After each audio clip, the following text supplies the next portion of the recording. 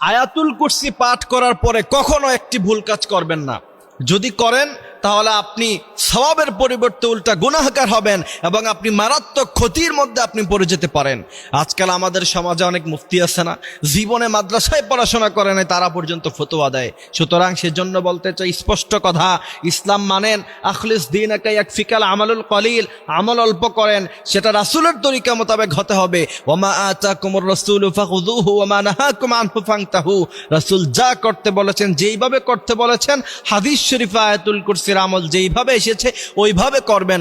এছাড়া যদি বিকল্প রাস্তায় আয়াতুল কুরসির আমল করেন, এই আয়াতের যত ফজিলত, এই আয়াতের যত গুরুত্ব, উল্টা কিন্তু আপনি এর চাইতে বড় বিপদের মধ্যে আপনি পড়ে যাবেন।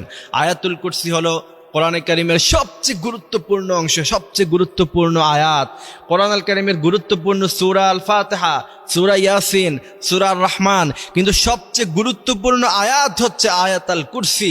আপনি যদি আয়াতুল কুরসি পড়ে আপনি যদি শরীরে ফু দেন, আপনার শরীর মুহূর্তের মধ্যেই বন্ধ হয়ে যাবে। আয়াতুল কুরসি পাঠ করে আপনি জঙ্গল দিয়ে হেঁটে যান, জিন আপনাকে আক্রমণ করতে পারবে না। আয়াতুল কুরসি পরে আপনি মাগরিবের পরে ঘর থেকে বের হন, দুষ্ট জিন আপনাকে আক্রমণ করতে পারবে না। ছোট বাচ্চাকে আয়াতুল কুরসি পরে ফু দিয়ে রাখেন, ওই বাচ্চার উপরে কখনো বদনজর পড়বে না। এমন করে হাজার উপকারিতা আছে আয়াতুল কুরসি। কিন্তু বিশ্বনবী সাল্লাল্লাহু আলাইহি ওয়াসাল্লাম যেই আমলটা যেই সুন্দরভাবে করতে বলেছেন, বিশ্বনবী সাল্লাল্লাহু আলাইহি ওয়াসাল্লামের কোনো হাদিস শরীফে আমরা পাই নাই যে বিশ্বনবী সাল্লাল্লাহু আলাইহি ওয়াসাল্লাম আয়াতুল কুরসি পরে বুকের মধ্যে ফু দিতে। আমরা অনেকে কোরআন তেলাওয়াত করে বুকের মধ্যে ফু দেই, আয়াতুল কুরসি পরে বুকের মধ্যে ফু দেই না। হাদিস শরীফের মধ্যে এসেছে রাসূল 4 কুল পরে হাতের মধ্যে ফু দিতেন, তারপরে গোটা শরীরের মধ্যে তিনি মেসেজ করতেন, এমনটা হাদিস শরীফের মধ্যে এসেছে। আপনি চাইলে এটা করতে পারেন।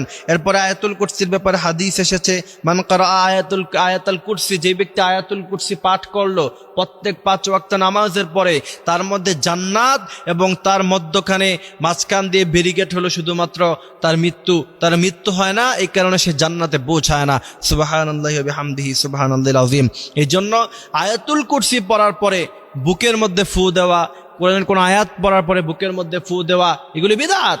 আপনি এই বিদআত যদি চালু করেন, বিশ্বনবী বলছেন কুল্লু বিদআতিন দালালা ওয়া কুল্লু দালালাতিন ফিন্নার। কোন ব্যক্তি যদি বিদআত করে তার অবস্থান হবে সরাসরি জাহান্নামের মধ্যখানে, আর প্রত্যেক বিদআত গুমরাহি।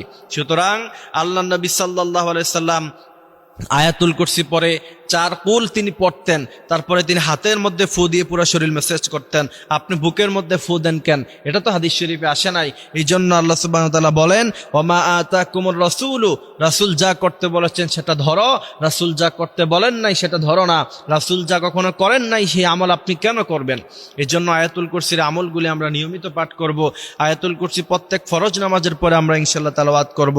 আল্লাহ সুবহানাহু ওয়া তাআলা এই আয়াতুল কুরসির ফজিলত আমাদেরকে বোঝার মতো তৌফিক তিনি দান করুক। আমিন।